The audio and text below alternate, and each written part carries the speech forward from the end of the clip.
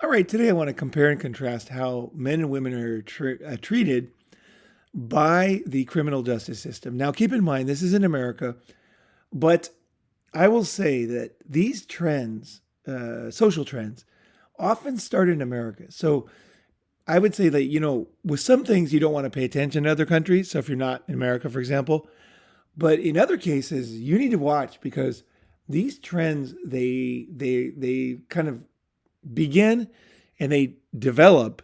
And when they come to where you are, it always is it's already a solidified system that kind of hits you. And so it's very worthwhile to pay attention to these kind of trends. And how men and women are treated differently by criminal justice system is, I think it's a travesty. It's one of the main drivers of the men's rights movement is the unfairness. Now, keep in mind that while the men's rights movement is basically called crybabies and essentially said they don't have any, they have privilege and they have no rights. They have no right to ask for more, basically. They're already getting privilege, so that's a given.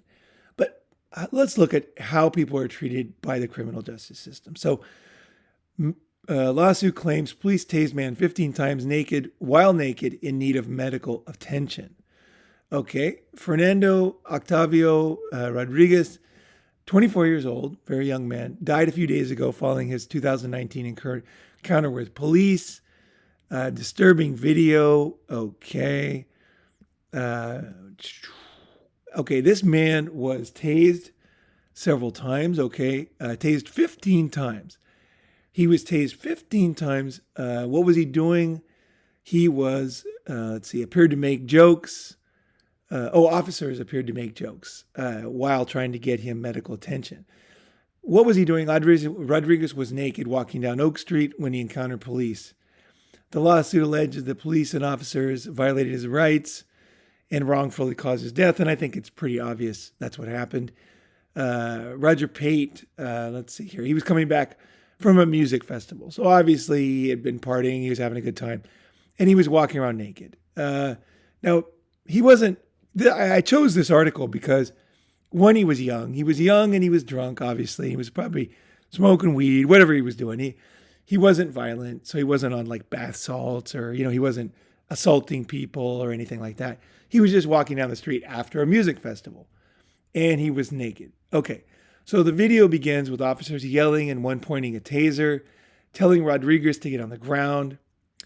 Rodriguez turned around and said something to the officer. Okay, basically, you wish, put your hands behind your back.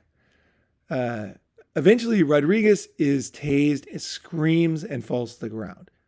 Officer, put your hands behind your back. Second officer, you're going to get it again. Tased Rodriguez again, and then repeatedly told him to roll over in his stomach. Now, keep in mind, he has not done anything. He is just coming back from a music festival, and he is naked. That's it. He's walking down the street. And you see this. You see naked bike rides. There was a huge naked bike ride here in Boston last time I was here. I mean, completely naked, guys and girls. So, this is not, what he was doing was not so unusual. And I bet you, I can almost suspect, I've been to music festivals before. Pretty common to see something like this, either men or women, after a music festival. So he's on the ground now. He hasn't done anything violent. He hasn't even been accused of anything violent. So he hasn't even like swung at the officers or yelled. You know what I mean?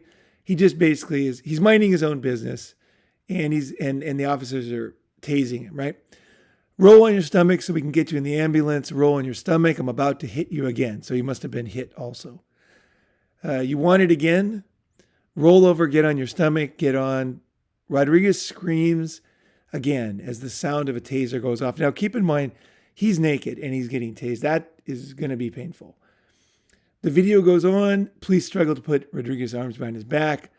The police issue threats and said, dude, if you bite me, I'm going to kick your teeth out. Now, he didn't, the officer didn't allege that he bit him. He just said, if you bite me, I'm going to kick your teeth out. I'll break your arms. I'll break his arm. He ain't getting up. Okay, so now this guy has done nothing, and They are saying, if you do this, then I'm going to kick your teeth out. I don't know what part of the criminal justice system that is, or rights you have when you're being arrested.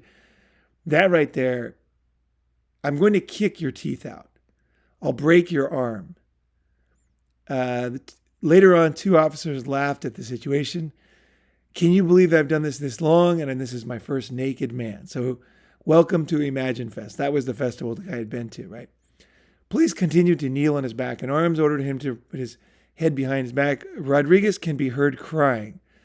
Eventually, somebody on the scene can be heard saying, "Are you still there, brother?" Calling him brother now. And someone replied, "He's holding his breath. Don't relax on him too much." Actually, another officer at the scene, he's quit breathing. So this is a man with privilege, and he's being treated obviously very well by the officers here. We hear this in the media a lot. Okay. And then one replied with a statement, "Are you serious? Wake your butt up." Moments later, another officer makes another statement. I just didn't want to have to beat the boy to death. Remember what happened with the last one. Okay, so here's the seriousness that officers have when it's a man. Okay, so now keep in mind, this guy's not breathing. He's been tased. He hasn't done anything.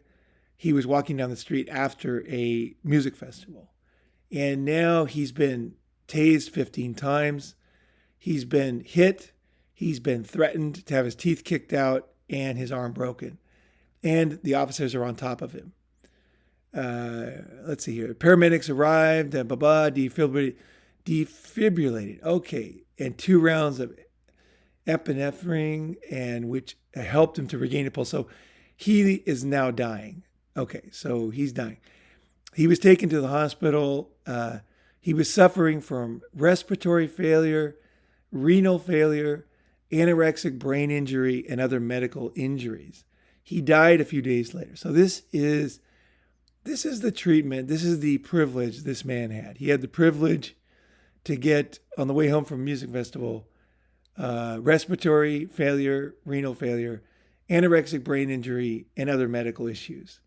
Other medical issues. I wonder what that is. Other medical issues. That's obviously he was hit, right? So broken nose, probably these type of things, right? He died a few days later. According to the lawsuit, they were aware that Rodriguez had stopped breathing. So he had the privilege of stopping breathing. But they continued to pin him down on the ground for several minutes. They ruled the death a homicide as a result of asphyxia due to physical restraint in prone position and compression of chest. Okay, so, and those officers were laughing about it. This was a big joke. Let's go back to, now I want to talk about today's news.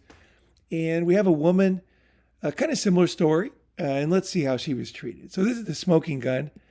Naked woman busted for skinny dipping in stranger's pool. So kind of similar thing on the surface. Actually, she was doing much worse things. We'll see later in this article. But anyway, it starts out kind of similar. I wanted to find the most similar thing. Like this guy was a happy-go-lucky music festival guy. He's naked. Obviously, he's wasted, and he's naked, right? But he didn't do anything. Even when he was being murdered by the police, he didn't do anything. The guy didn't do anything. He didn't even verbally assault the officers. The worst he said is, the guy said, get on the ground. He said, "You wish." That was the worst thing he did. Okay, so here we go. Here's the picture. Now, instead of, there's 2 officers there. Now, are they shooting her? No. Are they tasing her? No. Let's see. What are they doing? The officer on the right is looking away. Why in hell would you look away from somebody you're arresting? Because people that are being arrested are unpredictable. Men and women, they're unpredictable. They can throw things. They can pull you in the pool. They can hit you. They can have a hidden gun. They can do all kinds of things. And it can have a weapon. But so it's pretty I mean, I have pretty common sense that you would look at who you're arresting, but why is he not looking? He's not looking because she's naked, obviously.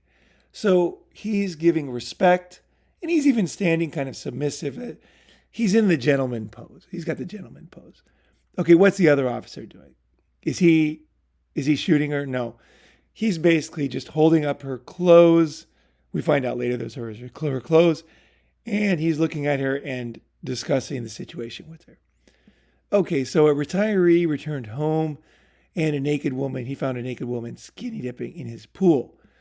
James Clark, night 69, returned home, found some clothes, and he found out they belonged to a naked white female in the pool. Now, in many situations, she wouldn't even be arrested. It's kind of common knowledge that if she was young and pretty, that they wouldn't even arrest her. There's kind of a joke. I was telling this story to a friend of mine this morning, and he was saying that they have this joke like guilty, not guilty. So basically, they were looking through news articles, and whenever a teacher would sleep with students, the prettier she was, the more she was found not guilty, right? And then so they have this joke that whenever these two guys are married, so whenever their wives are around, they don't say she was hot or not. They just say guilty or not guilty, and that basically that's their inside joke that they know that she was hot, right? She's not guilty, right? So they're like, oh, not guilty, okay, So basically, it's so common knowledge now. Is obviously this woman is past her prime. She's guilty. So she broke that law of she broke the law of breaking the law while not hot. Right? Not now. I would say she probably was hot. This woman here, I think she was pretty hot in the past, but now she's not hot. So they arrested her, found her guilty, right? But also, I do want to say, I want to put a little interjection here, guys. There's a lot of talk about the wall, and there's a lot about joking about women past their prime. And I talk about the wall, and I also talk about aging. And it's very easy to misinterpret what I said. My videos are long and they're complex. If you want to misinterpret them, it's very easy to do. But I will tell you the spirit with which I talk about this stuff. I want to say first that we all age. Okay, everybody ages and everybody dies. So you got to be careful about laughing about people aging because, we all age and we all, old people, this is the thing, is like you feel the older you are, you feel less relevant in life. You're not attractive. People don't want you as much. This is something that everybody has to accept as they get older. It's a fact of life. Even if you look good, just simply your age can sometimes be a factor. There are things that there's a lot of stuff that people deal with as they get older, men and women. So be careful, guys. Be nice. Really, I'm serious. Even if you're angry, you deal with it. Be careful when you're a woman. Okay, women's beauty is obviously a very powerful thing. We can see that in this article. And a woman to lose her beauty, to lose it, it's kind of one of their biggest fears. It's a very painful thing. It is a painful thing. And if you have any women that you care about, you're going to know that it ain't any fun to watch someone go through this if they're nice. You know what I mean? Not everybody's mean. Not everybody will abduct your child. Not everybody will file false allegations. Not everybody is dishonest, right? Some people are nice. Some people are kind. And, you got to be careful. You really got to be able to be relevant, you have to overcome your both anger at things that people do to you, and you have to have a balanced view on things. And I'll tell you something, you know what? There's my argument for being balanced is that when you're balanced, when you really see life really fairly, and you call out bad behavior, and you do it in a very balanced way, it is like a fucking knife. Here's the cookie. Here's the sweetness for you guys. You guys don't realize this, but if you want to have an impact, you got to be fair. And if you're fair, and if you see things accurately, then when you call somebody out, you really call them out. Because No one can say that you were not fair. And everybody knows, and the person themselves especially, they know they're scum. They know it because because they know that you correctly identified the scummy behavior and why it's scummy, why it's dishonest, why it's abusive to a child, why it's abusive to a person, right? And you need to be fair in order to be able to wield that knife. And that knife is the knife of every investigative journalist that changes society, changes things, because you are calling out things and you're not leaving anything on the table. You're correctly dissecting and you're pinpointing. You're pinpointing this. So that's why, in that spirit, if you want to be relevant, guys, you have to be able to do this.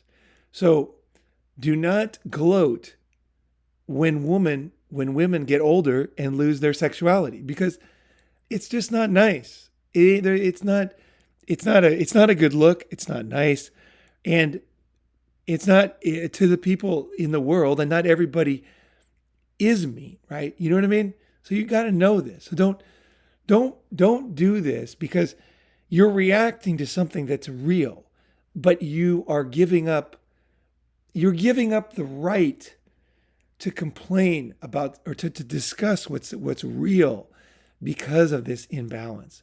So for God's sake, guys, for your own sake, I want you to really take this seriously, okay? Some people are good, right? And let's nail the bad behavior like a sniper. Let's nail it, and let's nail it honestly, and let's nail it balanced. And that is the powerful. That is what changes the world. That is what changes the world. Okay? So let's go on to the next thing. But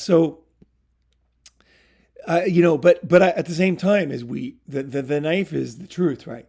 So this woman is Pastor Prime, right? Obviously. And that's why the guy called the cops. I mean, let's fucking face it. If she was 22 and hot, this guy would not have called the cops. I mean, you know that. Everybody knows that. And even her, she's right on that borderline. I mean, for some guys, they'd say she's way over the borderline. And that's because she's been abusing drugs. But anyway, let's see here. Let's go to the next thing here. Okay. So she was hostile and she requested for officers to leave her alone. That's this article. I'm going to go to another article about her. She was not so, she was more aggressive than that. She's pictured, they tried to coax her out of the pool, just like I said in the picture. Eventually, she exited the pool and then struggled with officers as they sought to handcuff her. But she was charged with trespassing and resisting arrest without violence. So she wasn't charged for nudity or any of that kind of stuff. That's interesting. She was just charged with trespassing and resisting without violence. But was it without violence? I will tell you that if you struggle and you're a man, you are always charged with, I mean, every time I've heard, you're charged with assault on a police officer. And assault on a police officer in America, if you can believe it, is moving your hands within, this is what I believe, I've read, is 18 inches of his body.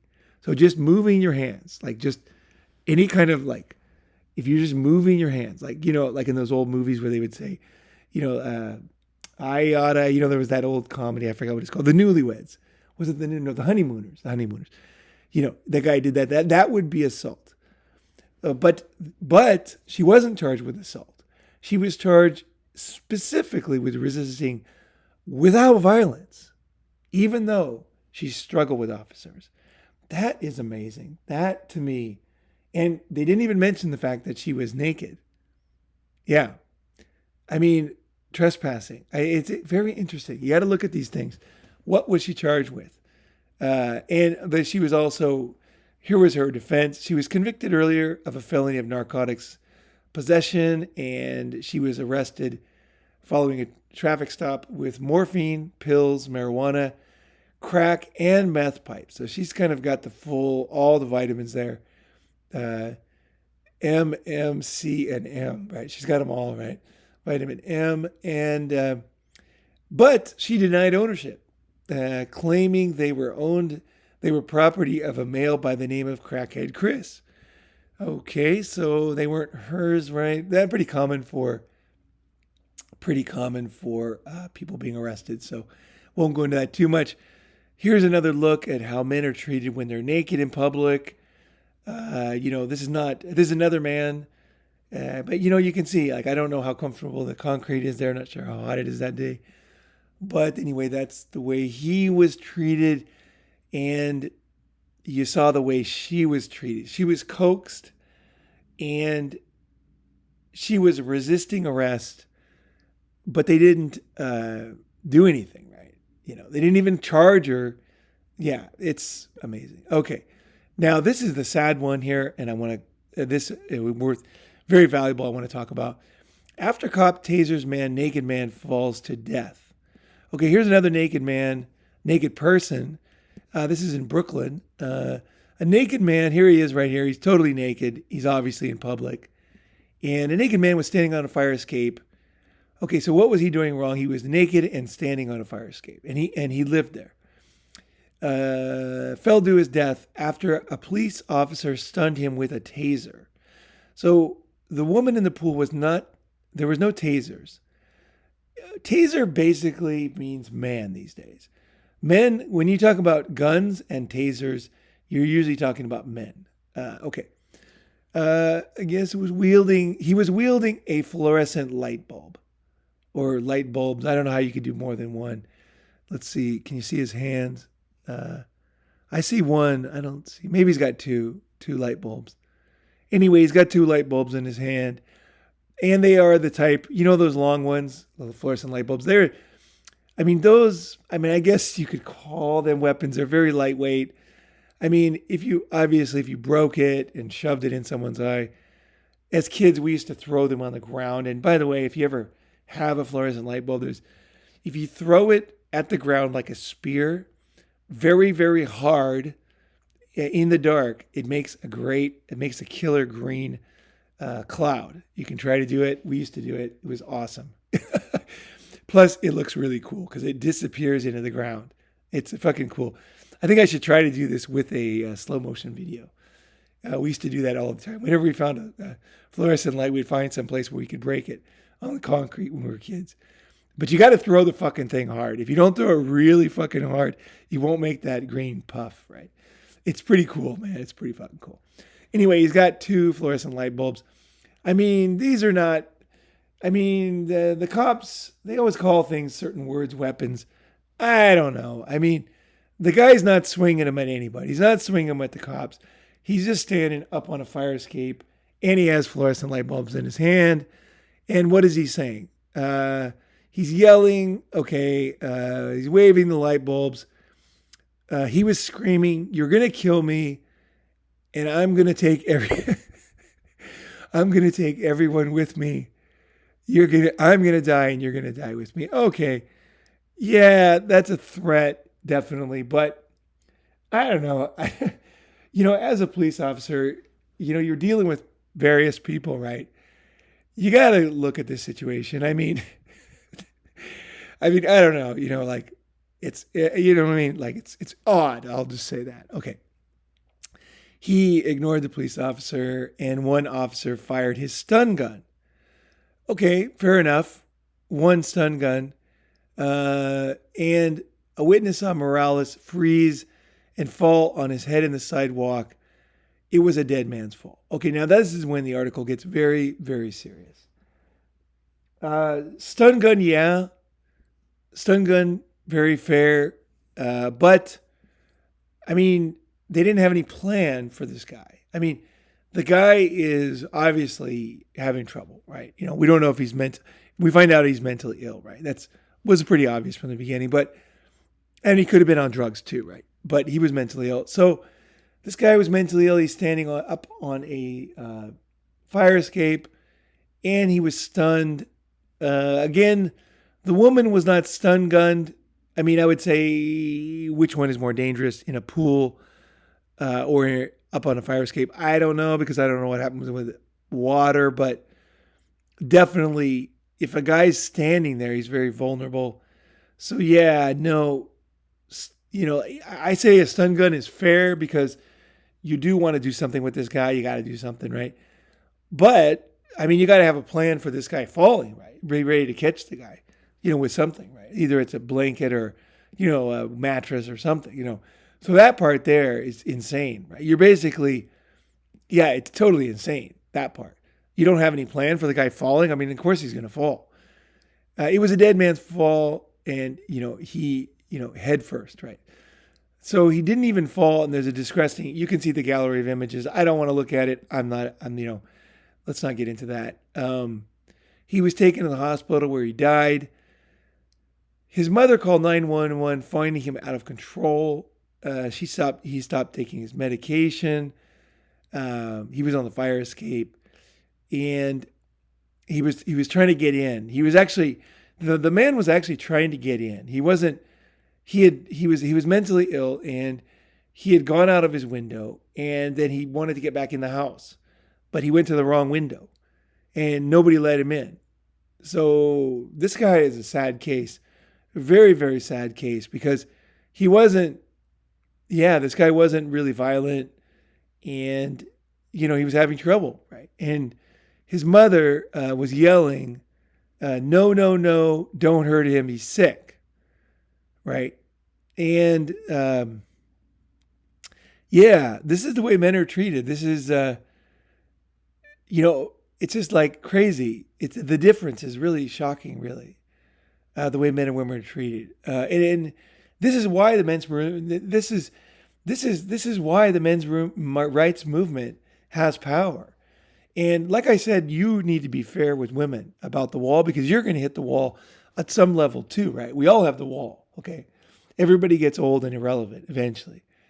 But the thing is that not only is the men's rights movement being incorrectly portrayed, like I warned you against doing to others, but it's like downright dishonest.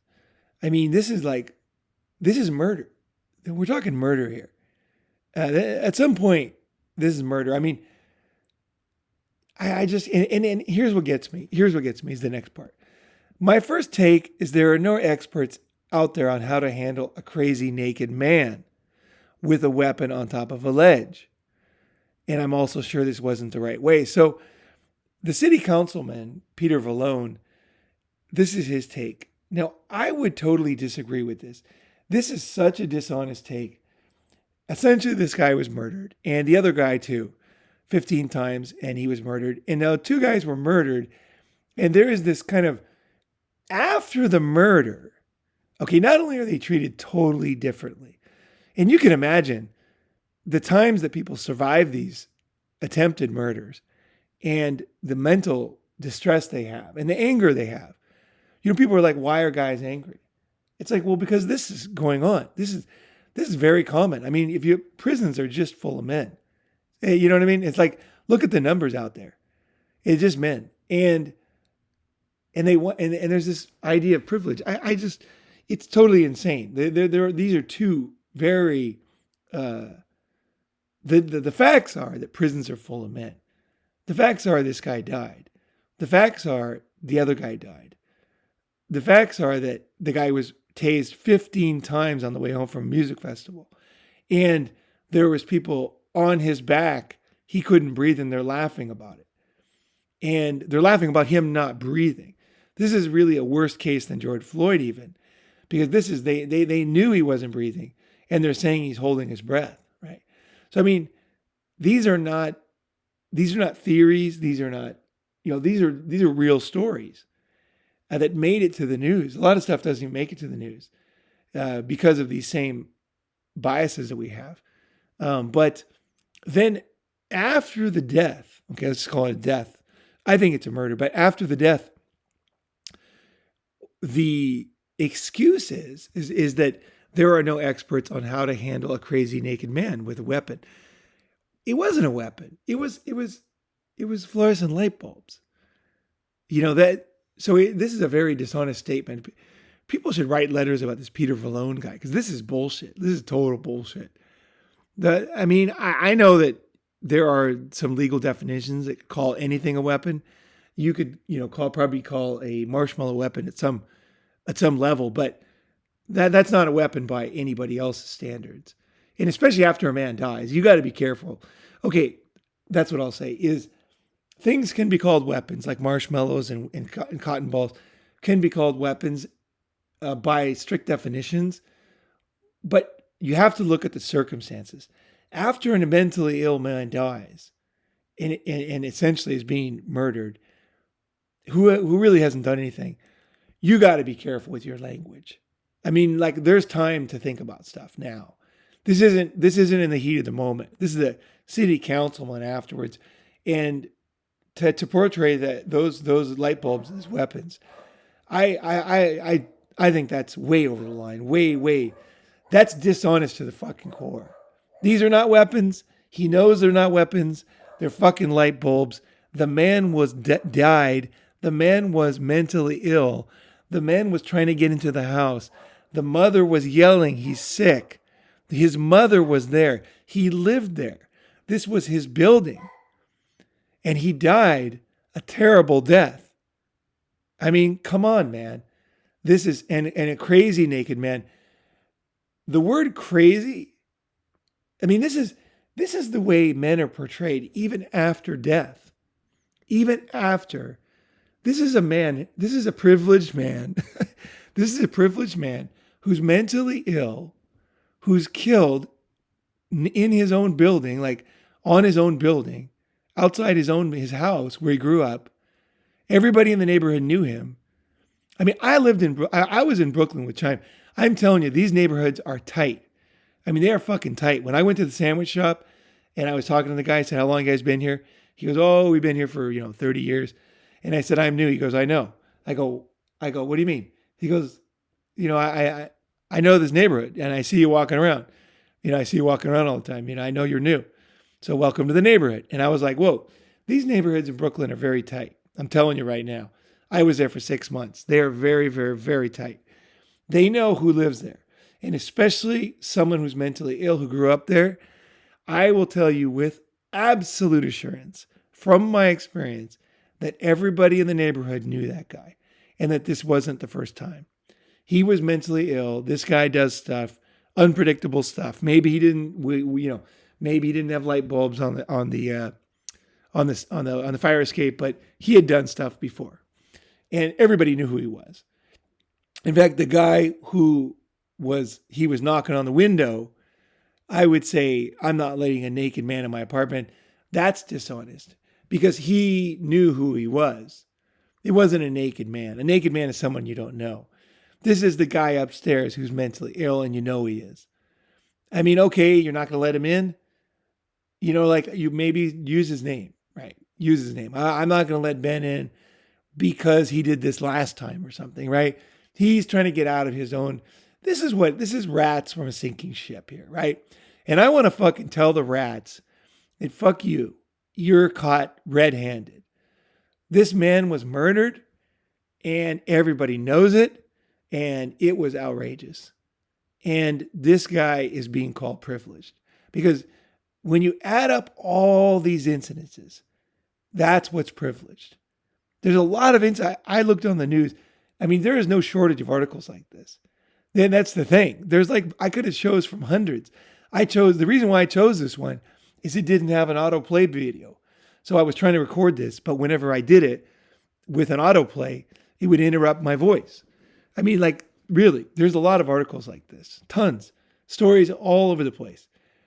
This man was not a crazy, we don't even use that word anymore. And this is a city councilman. I mean, what he's doing is protecting the police and protecting I don't know what he's protecting.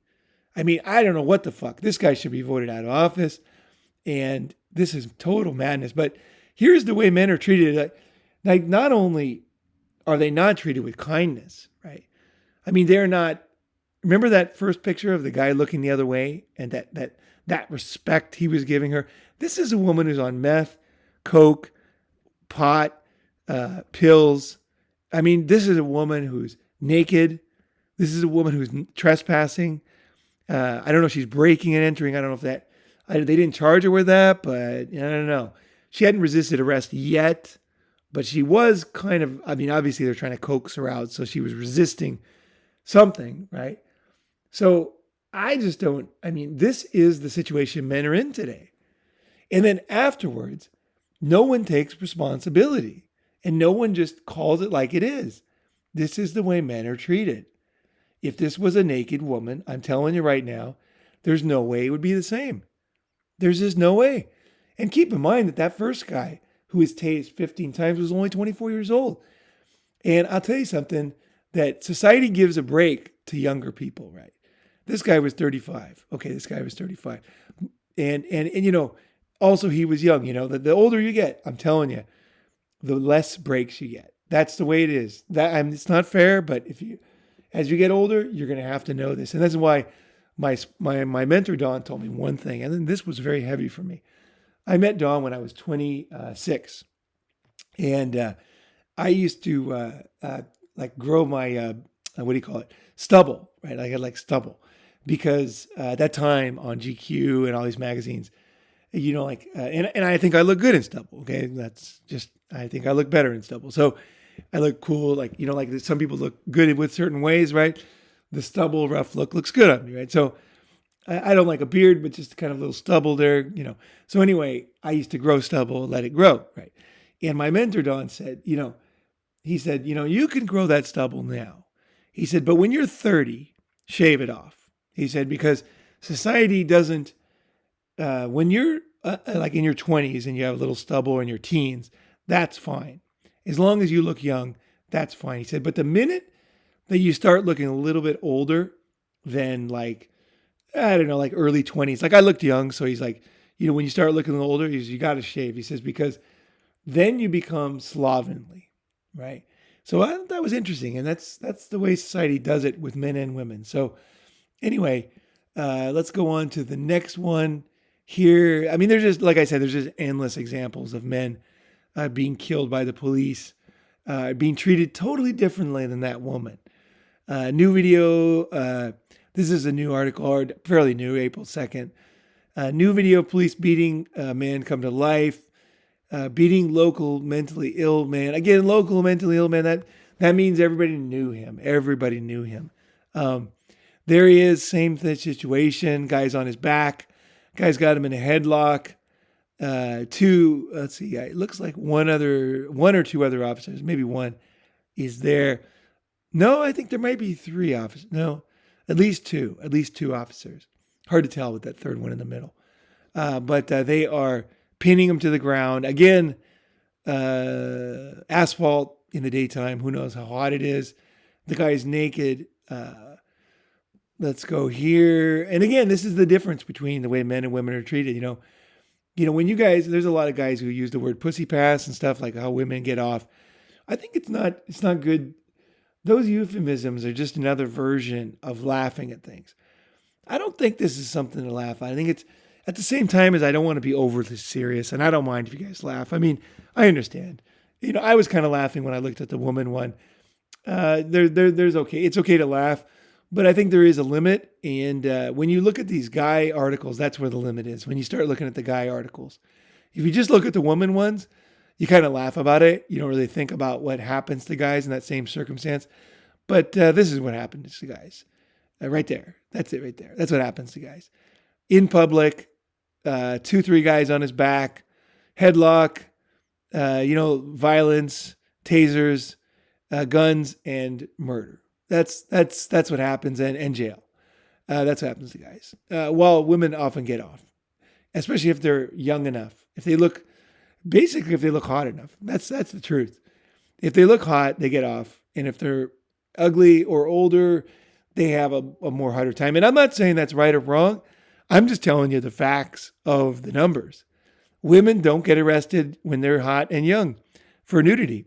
And I tell you this, I had a lot of, I will tell you, you guys know, and this is, I'm not saying this is, hey, look, you guys, you got to get over it. I'm passing on knowledge, okay? And when I talk about fucking a lot of women and what I learned from that, I'm passing on knowledge. The only reason why I mention it, I want to tell you that I fucked a lot of girls in public, okay? The reason why, was because in Japan, one, it was accepted, it was socially acceptable, and number two, Japan was very common. And the reason why it was socially acceptable in Japan, okay, let's get fair about it, is because there's not a lot of places where you can be alone. Now, I will say that Japan is changing, and it's much less socially acceptable today in 2021 than it was in 1990. When I got to Japan, it was very acceptable. And what would happen if people were having sex in public, or, I saw all kinds of stuff. I saw a girl give a guy to a blowjob on a park bench in full view of people, and it was obviously his girlfriend. And like we were watching, like I was just walking by and I couldn't believe it because I was new in Japan. That was one of my first months in Japan. And it was like in Shinjuku in a park. And you could tell it wasn't a prostitute. It was just like his girlfriend. And he was going home and they were right there at the last train. And she's like, and he's, basically she's giving him a blowjob before he gets on the train, right? They're going to get on the train and they're going to have time. And they were younger. They looked like they were maybe in high school or whatever, college. And so they just didn't have the money and they didn't have the time. And she's just going to finish the job right there. And basically, we all kind of ignored it and walked by, But I was like, still, I was amazed, I was amazed by that. But anyway, with sex in public, I had sex with a lot of girls in public. And the very reason that this girl gave the guy a blowjob is there just isn't much privacy in Japan. It was socially acceptable. Japanese even thought it was hot. And a lot of people would watch. There was like a lot of voyeurs who actually, that's what they did. They went to spots where people had sex in parks and they would watch. They would watch from the bushes. I had a problem with a guy because I used to take girls to this one particular spot, which I will tell you is a great spot, by the way. If you're in Tokyo and you want a great spot, I want to say the best spot I know in the world to have sex is in a park in Japan. And it's there's a bridge called the Rainbow Bridge, and there's a place called Odaiba. You can search for Odaiba, and then get on Google Images, get some pictures. It's absolutely gorgeous. It's like so beautiful. It's like the bridge and the night view there is just amazing. It's nice at daytime too, but at night it's just so gorgeous. And not quite as pretty as like maybe Star Ferry in Hong Kong, but it's pretty beautiful. Anyway, so you go there. If you're driving, you can just park anywhere. But if you're taking the train, just get off at Odaiba and then get off at the mall, and you can walk out to the beach. And if you look at the beach there on the right, okay, the beach, go along the right, go to the very right of the beach, kind of facing Tokyo, and you'll see that there's another beach kind of facing Tokyo. So keep going that direction, pointing towards Tokyo. Walk that way. And there's an island out there. It's connected. It's like a peninsula, but you can see it's like an island. And that's where they did the final defense of Tokyo in World War II. So it's quite interesting. You can find old guns there and our turrets and stuff. It's really a cool place to go anyway. But that island, no one goes out there at night. But it's absolutely gorgeous. You should really, if you're going to do this, you got to go at daytime and kind of get your footing and see where you're going so you can see where to walk, where it's safe. And then you want to walk out to the other side of the island where you're on the Rainbow Bridge side. And it's like the Imperial Palace. It's like a rock, a stone wall down to the water. And if you stand there, no one can see you. No one can see you. And you can see the whole city. And like there's boats below. And at night, it's just fucking best place. So erotic, I'm telling you. It is the best place. It's the most romantic. It's one of these places. It's outdoors, but it's a panty dropper. Like literally, the minute you bring a girl there, she'll like look at you and like. And I've had sex with many girls from many nationalities in that place, and I'll tell you, especially like white girls, they will fucking grab their. This girl, I took her there. She grabbed her what do you call it, like a strap of her dress, and she looked at me. And she pulls it and she drops it and she goes, "Oops," because it was like the perfect place. Because it's like you're totally in public. It's absolutely stunning, but no one can see you. And it's super sexy.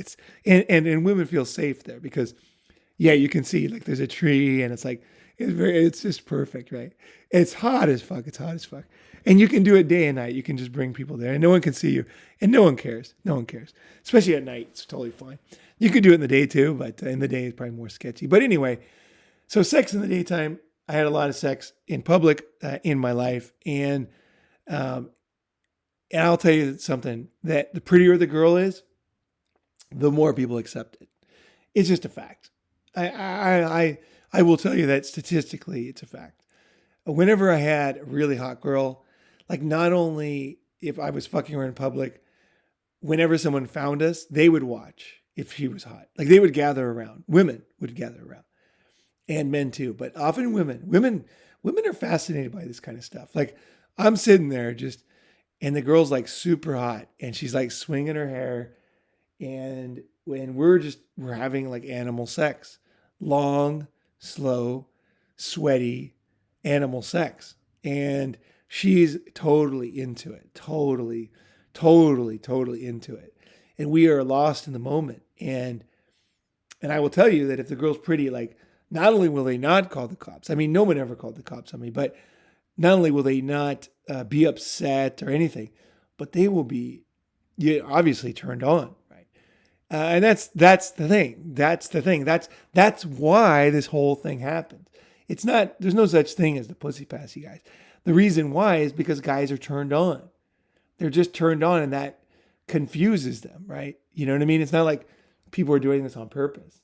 They see the hot girl and somehow it hits a part of their brain, I guess, where they're like, I guess that's okay, I said before, like a very, very hot woman, like a very hot woman, she could literally at the orchestra, she could like slowly strip and no one's really going to do anything. You know what I mean? Like if she's really, really, truly hot, I mean, of course they're going to they might get her to put her clothes on, but that's it, right? Even in a place where it's really socially acceptable. And it's because of our sexual, what do you call it? The way we are. It's the way we are. Men and women are turned on by women, right? So women get that pass. It's limited in time. But anyway, men don't get that. That's the thing. Men don't get that. So here's what happens to men. Tased, beating. Let's see here. He was standing naked. Now that there's new videos, first they denied it. Again, after it's all over, it's the denial that really gets me. It's the denial and the endless accusations. Crazy naked man. I mean, you don't say that about mentally ill people. We know that. And this guy is murdered, basically. And then it's just crazy, man.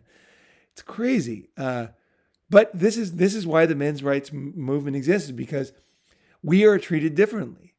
And that's not fair. And in today's society, that has to be acknowledged. And I'm not talking about a small difference. I'm talking about the difference between respect and murder. Okay? That's why there is a movement. Respect and murder. Respect and murder. That's why there's a movement, is because of respect and murder. That's the comparison. And that's how guys are treated. And for you girls listening to this, you got to know this is what guys face. This is our lives. This is our lives. This is what we face in life, And it's just not cool. And people are now saying like, this has to be addressed. I don't know how it's going to be addressed. I don't know what the solution is. I mean, I will say that a lot of people, most people that make videos about this will say the same thing. They'll say women need to be in jail. They need to be, like beaten and tased, and they need to have the same thing happen to them. I think that's lame. I don't think so. I think personally, and I really truly believe this, is that people make mistakes in life. And I think that people deserve a second chance. I think the U.S. criminal justice system is not on the right track. You're 36 times more likely to be in jail in America than you are in Japan, obviously for the same crime. I think it's out of control. I think that it's mostly men.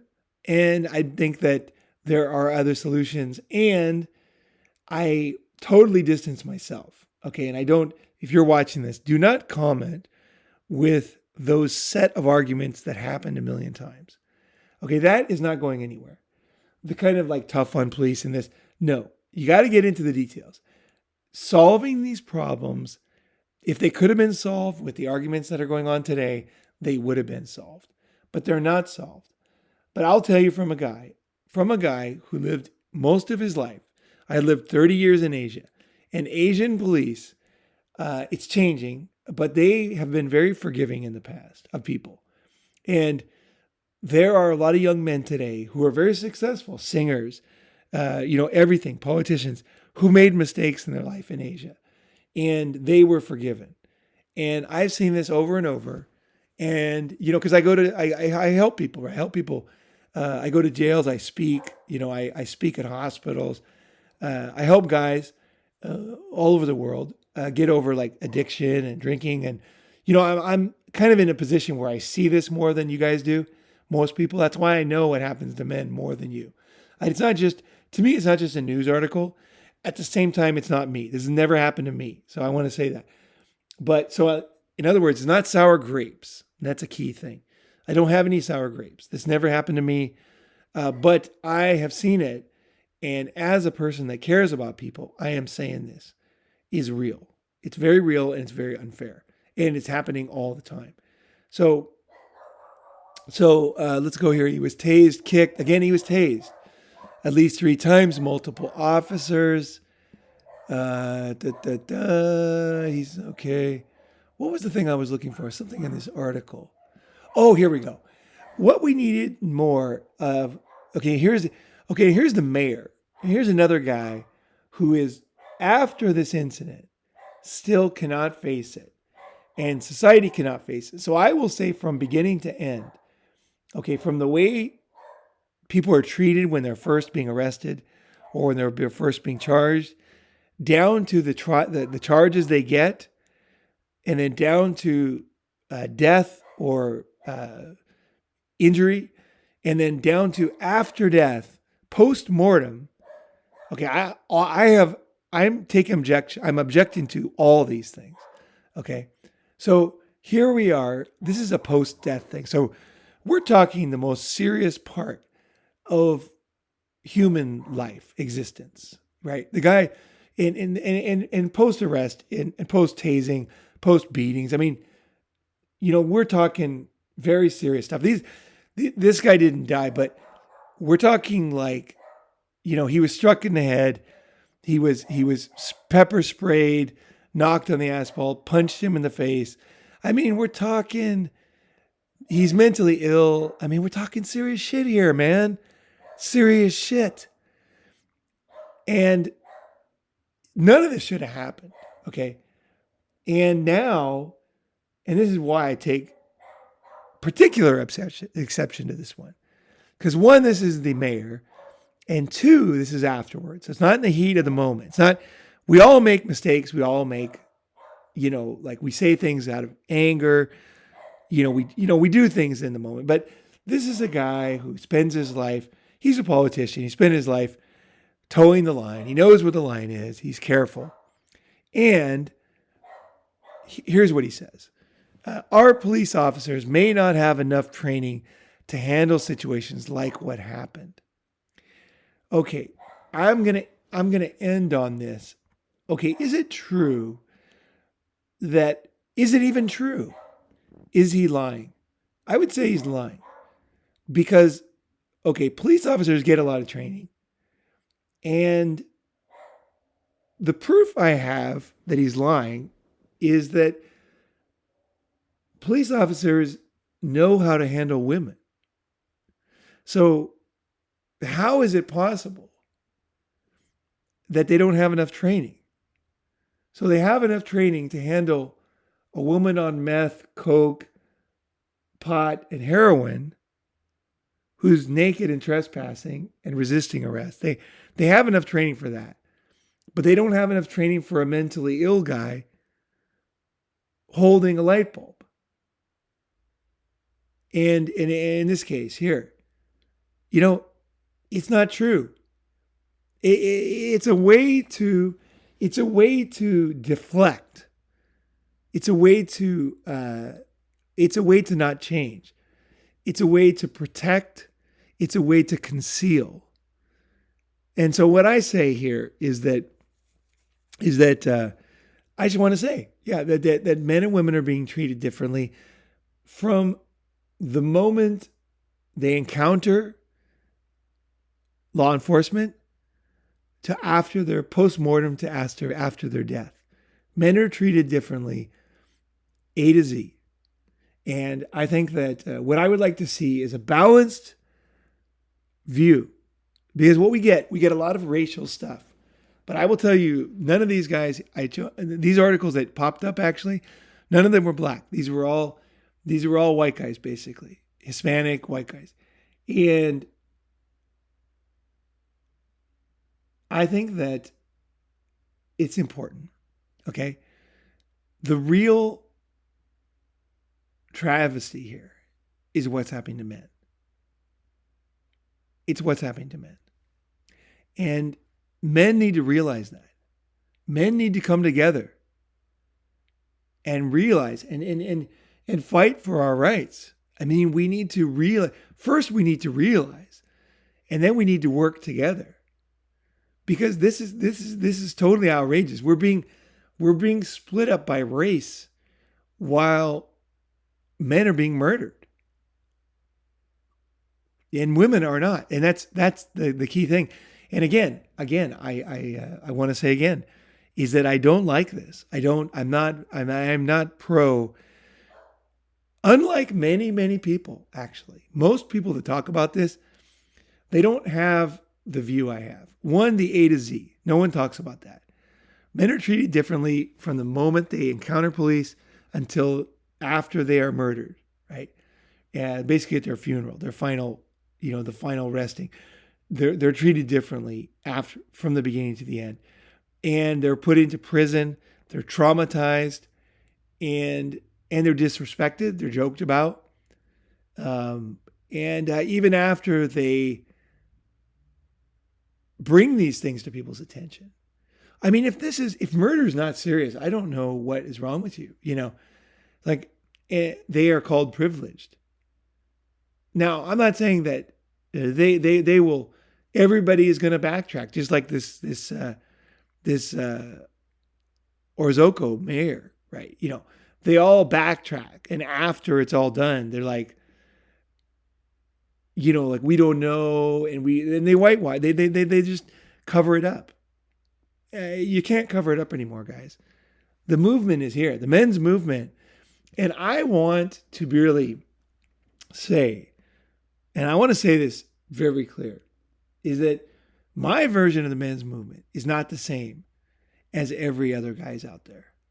I really believe in presenting things fairly. I think it's in order to have an impact, I believe that we need, I would say, well, it's my nature anyway to present things accurately. But I think when I really want to make a change in the world, I want to say that things need to be fair. You need to be fair. You need to look at things fair. You can't fair top to bottom. So be careful of the things you say about women. It's very important. That otherwise, your voice will never be heard because you're destroying your chances. You're destroying your chances of being heard. I know it sounds unfair. It is unfair. It is unfair. People should be able to see through it. When people are traumatized, they get very angry and they make mistakes. And that is not an excuse.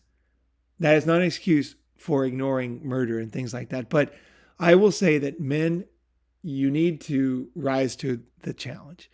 And the challenge is, despite the fact that we are being murdered and called privileged, we cannot give in to that. Give in to even being unfair in our words. And I want anybody who follows my concepts, my let's just say the group I have, the movement that this is, the people that believe, I don't know how to word this, but the people that believe that the way that I present things and the way that I think about things and the way that that chumming of the waters. Because it started with me saying the videos, and then I found you, right? I found some other guys. I didn't change you. I didn't make you this way. You guys were this way. You guys were the guys of all the men in the men's movement. You were the guys who were like, we got to be more fair. That's really the heart of Ronin Man, is that I want to present things in a fair way because I know that we sabotage our opportunity here to change the world when we make mistakes, right? So we have to be in control of ourselves, totally in control of ourselves, while we're dealing with essentially a very unfair, almost an evil. I would say when it gets down to the way these officers and the way things really happen to men, to evil. I will use that word. The way men's children are being taken away and men are being murdered in the same situation where women are just being treated like angels. This is evil. They're at the bottom line, for the man who has his child abducted and for the man who dies with police officers on his back for the same infraction that a woman would have been handed her clothes. For these guys, that's what the word evil was invented for. It's a force, right? But we can defeat this. And the way that you defeat evil, okay, is you have to be very careful, because evil and movements and people that are covering up, people that are lying, people that are hiding their motives, right? People that are hiding their mistakes, people that are hiding their bias, people that are hiding their lies, they react badly to the truth.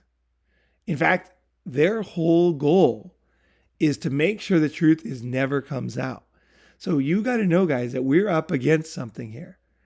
And the only way that you can really win the long battle, the real battle, is by having this balanced attitude. So I urge you in the comment section and in your own, most importantly, in your own mind, to bring in a fairness, even if you're not being treated fairly.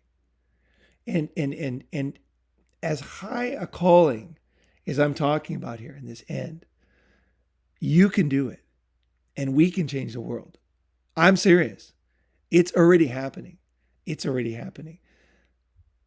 There it is. There's the gauntlet. There's the challenge. I ask you, are you up for it? Thanks for listening.